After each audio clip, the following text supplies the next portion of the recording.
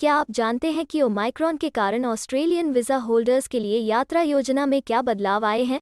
कुछ Australian visa holders 1 दिसंबर से Australia जाने वाले थे, लेकिन ओमाइक्रॉन कोविड-19 वेरिएंट के उद्भव ने इसे पीछे धकेल दिया है।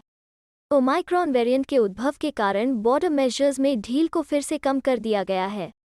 पूरी जानकारी के लिए इस वीडियो को अंत तक देखें और हाँ, वीडियो को लाइक और शेयर करें और हमारे चैनल को सब्सक्राइब करना न भूलें।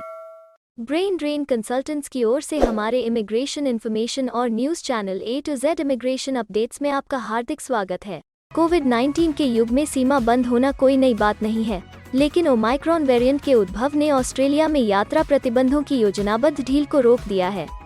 पहली बार साउथ अफ्रीका में पाए जाने के बाद अब सिडनी और New South Wales Central Coast में वेरिएंट के मामलों का पता चला है।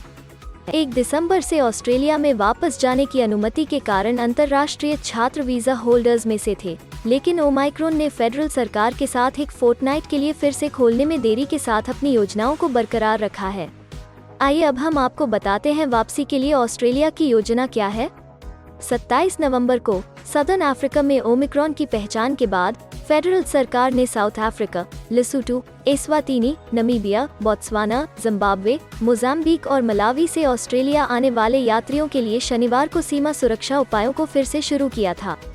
पर अब पिछले 14 दिनों में उन देशों में रहने वाले लोगों को अब ऑस्ट्रेलिया में प्रवेश करने की इजाज़त नहीं है। ऑस्ट्रेलियन सिटीजन्स, परमानेंट रेजिडेंट्स और उनके इमीडिएट फैमिली मेंबर्स के लिए एक्सेप्शन थे। जिन लोगों को उन देशों से ऑस्ट्रेलिया में प्रवेश करने की इजाज़त है, उन्हें आमतौर पर एक होटल में लिस्टेड कंट्री से आने पर 14 दिनों के लिए निगरानी में क्वारंटीन में प्रवेश करना होगा। ऑस्ट्रेलिया अन्य देशों से अराइवल्स के बारे में क्या कर रहा है? ऑस्ट्रेलिया में कहीं और से आने पर अलग होने की कोई फेडरल रिक्वायरमेंट नहीं है, लेकिन कई स्टेट और टेरिटरी की सरकारों ने अपने स्वयं के नियम पेश किए हैं। न्यू साउथ वेल्स, विक्टोरिया और एसीटी में इंटरनेशनल अराइवल्स से कहा गया था कि उन्हें 72 घंटे के लिए घर पर क्वारंटीन करना होगा, जबकि साउथ ऑस्ट्रेलिया में सभी यात्रियों, जिनमें एक अन्य ऑस्ट्रेलियाई राज्य से ट्रांजिट करने वाले भी शामिल हैं, को एक अप्रूव्ड मेडी होटल में 14 दिनों की क्वारंटीन करना होगा। अगले 2 हफ्तों में ऑस्ट्रेलिया की यात्रा में क्या होने की उम्मीद है? फेडरल सरकार ने 2 हफ्ते का विराम दिया है क्योंकि वो ओमाइक्रॉन को समझने के लिए ज़्यादा समय खरीदना चाहती है कि वैक्सीन्स कितनी अच्छी तरह से वेरिएंट से निपट सकते हैं और यह कितना ट्रांसमिसिबल है। स्वास्थ्य विभाग के अनुसार अज्ञात हैं, लेकिन इस बात का कोई सबूत नहीं है कि फाइजर, मोडर्ना और एस्ट्राजेनेका द्वारा ऑस्ट्रेलिया में उपयोग के लिए ऑथराइज्ड वैक्सीन सीरियस बीमारी, अस्पताल में भर्ती होने या ओमाइक्रॉन से होने वाली मृत्यु को रोकने में कम प्रभावी हैं। विभाग की वेबसाइट पर सलाह में कहा गया है कि वे यह पता लगाने के लिए काम कर रहे हैं कि वर्तमान में ऑस्ट्रेलिया में उपयोग के लिए इफेक्टिव वैक्सीन इस प्रकार के प्रभावों से लोगों की रक्षा करने में कितने प्रभावी हैं। श्री मॉरिसन ने 1 दिसंबर को एक प्रेस कॉन्फ्रेंस में बोलते हुए कहा कि संकेत है कि ओमाइक्रॉन वायरस का अधिक हल्का रूप होगा।